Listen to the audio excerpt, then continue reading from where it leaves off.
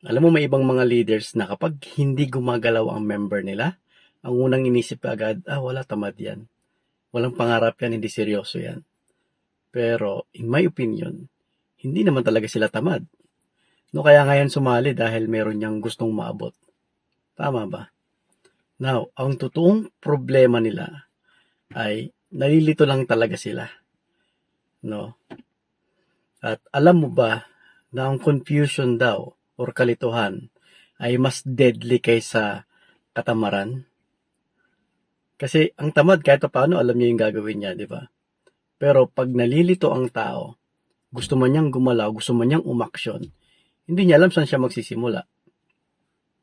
Kaya pansin mo kahit na active sila sa seminar, meeting after meeting, Zoom presentation ninyo, trainings ninyo, halos karamihan dyan sa kanila, wala pa rin talagang actual na progress. Bakit? Kasi nga, hindi klaro yung steps na gagawin nila. No, isipin mo to kunwari bagong member ka, no? Tapos iba't ibang advice yung naririnig mo. Mag-invite ka, mag-content ka, mag-reels ka, mag-message ka, mag-funnel ka, mag-webinar ka, mag-boosting ka, mag-chatbot ka, etc. etc. Tanong, ano yung uunahin mo? Malilito ko talaga, di ba? Ganito yung nangyayari sa madaming baguhan, no? Lalo na yung mga new blood sa network marketing. Kaya, instead na action, ang default nila ay wala munang gawin. No? Dahil hindi klaro, no? Hindi malinaw sa kanila kung ano ba talaga yung gagawin at uunahin nila.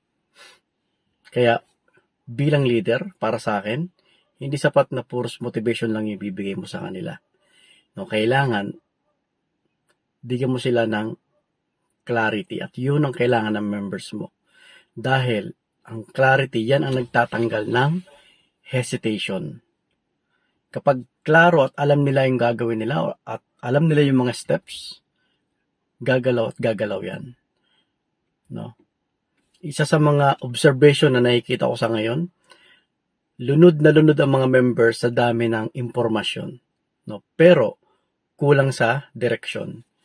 And, hindi naman tinatanong ng member mo na, leader or upline, paano ba ako yaman? Hindi naman ganun yung tanong nila. Ang tanong talaga na nasa isipan nila, upline, ano ba yung una kong gagawin? At kung wala kang malinaw na sagot dyan, asahan mo magugulo talaga yung members mo.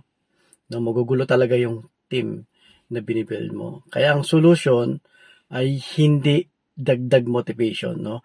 Kundi system at simple steps.